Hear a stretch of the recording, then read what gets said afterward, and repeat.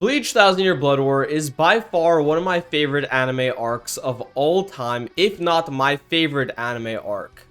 But even I can admit that Bleach Thousand Year Blood War was executed pretty poorly. And this is absolutely no fault of Bleach or its author Tite Kubo. Tite Kubo was under some difficult conditions at the time of writing Thousand Year Blood War.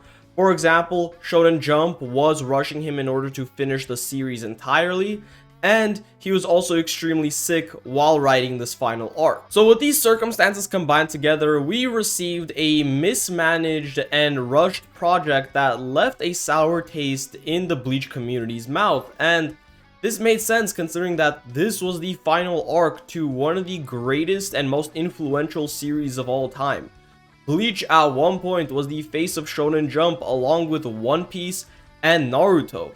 So to see a series this big and have this much impact to be managed so poorly in the end was disappointing to see. And the arc definitely wasn't all bad. It had some of the best moments and the biggest highs of the entire series, but it also had some of the lowest lows.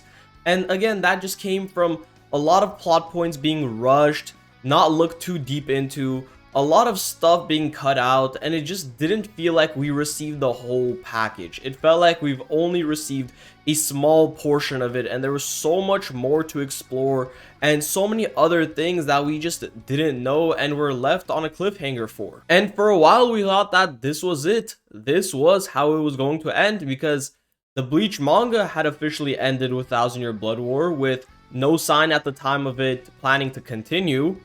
The anime had been on hiatus for nearly a decade, so we fans were left wondering whether or not we were going to get these plot points that were rushed in Thousand Year Blood War ever fully explored upon. But then a few years ago, the Bleach anime was announced to be returning with the animation of Bleach Thousand Year Blood War, and hope was once again sparked into the fan base because Tite Kubo himself announced that he would be overseeing the entire project and making sure that this project is everything that he originally envisioned for the arc. And not only did he confirm that he would be working on it, but he also confirmed that he would be adding new scenes into the anime that he did not get to originally add into the manga. Everything that the Bleach fanbase was hoping for so many years was finally coming to fruition. And with Course 1 and Course 2 releasing, Tite Kubo has kept his word with one of the biggest examples of new content being added into the anime was Squad Zero. Squad Zero in the Thousand Year Blood War manga was done so dirty. This was a group that was hyped up to be one of the strongest groups in all of Bleach, if not the strongest.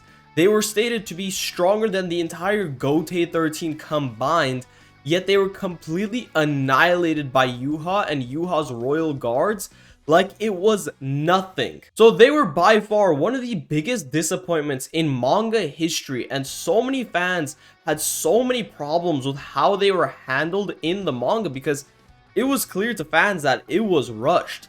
However, the ending of Course 2 changed everything. Originally, the majority of Squad Zero got completely off-screen by the Royal Guards, which was even worse for their case.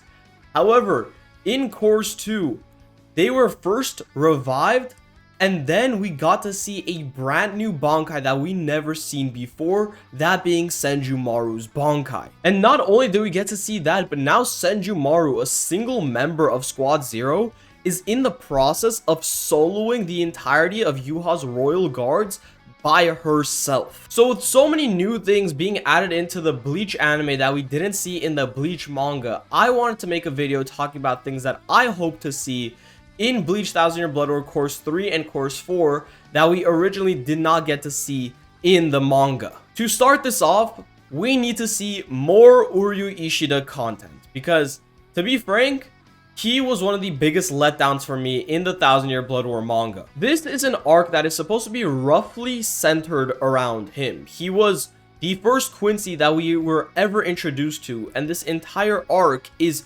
strictly about Quincy's. And then his whole betrayal is a huge plot point within the entire manga. So the fact that we got to see so little from him originally is such a disappointment. And not only that, but he is hyped up to be one of the strongest Sternritters, being up there with the likes of Jugram, yet we only get to see one use of his ability, which is Antithesis, which is one of the most broken abilities in all of Bleach, granting him the power to swap the conditions between two certain points. And the only time we get to see him use it is against Jugram, and he even loses that fight because Jugram just reverses his own ability back onto him. So we definitely need more Uryu Ishida content. Some sort of new fight or fights for him to show off his abilities and how powerful he really is, because the manga did not do him justice. Perhaps maybe he could be the one to take down Senjumaru. To stay on the topic of Ishida, I need more interaction between Ishida and Ichigo, because we did not get enough of that. Ishida's betrayal didn't really hurt in the first place because we rarely got to see the other characters' reactions to his betrayal, and we barely got to see any sort of interaction between him and Ichigo. So they interacted like a few times until Ishida's betrayal was revealed to be a hoax, and then he just turned back to the good guy's side. So there was just such little connection and interaction between Ichigo and Uryu throughout the entire arc that it kind of made me forget that they were even like best friends in the first place.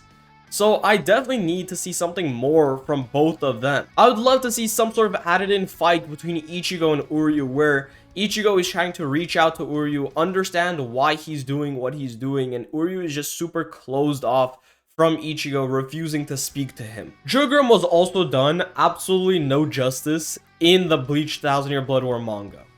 This guy is supposedly the leader of the Sternritters.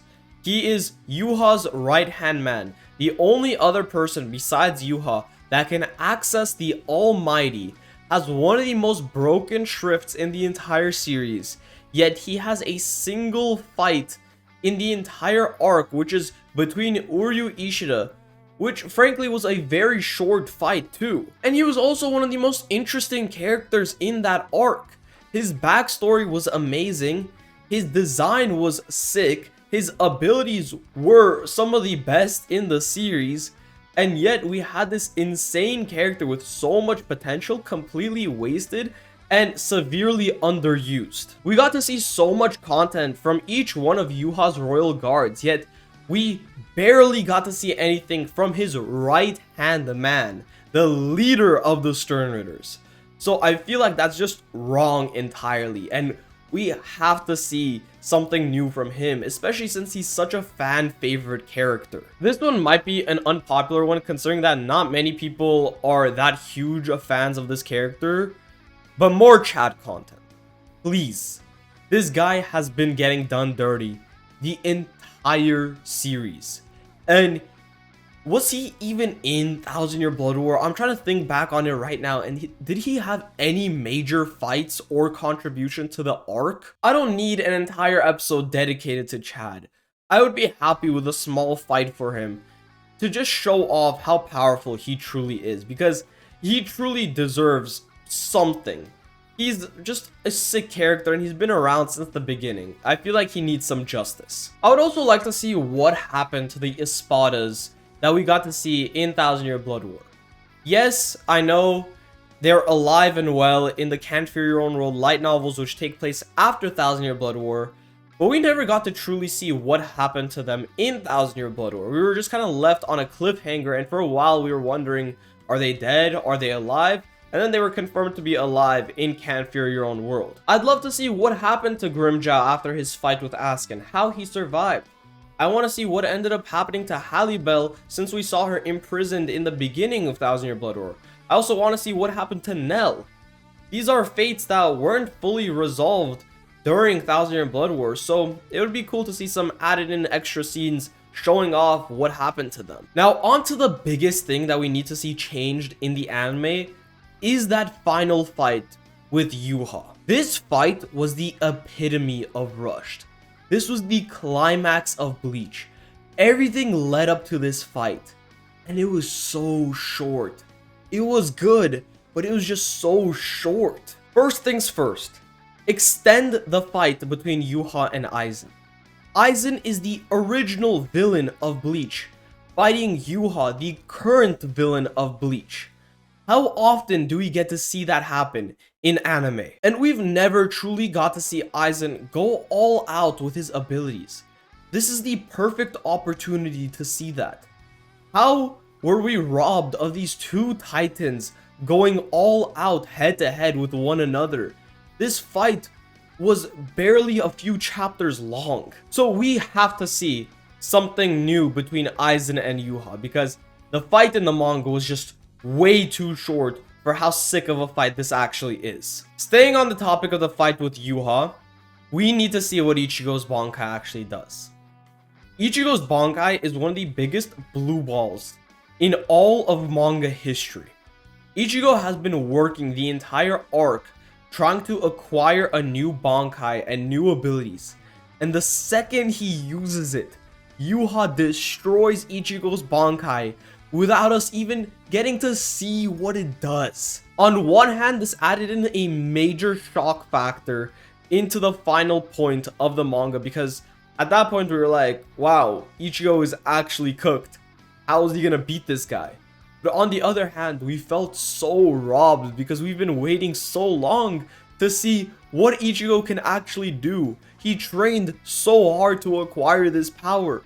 We wanted to see what was gonna happen. So I just need something from Ichigo's Bankai. I have to know what it can do. Why was Yuha so afraid of this ability? I also need to see the Ichigo Aizen versus Yuha fight extend, because it's the main character teaming up with the former villain of the series. Who wouldn't want to see more of that? I want to see them pulling off some insane combos together, showing off their chemistry.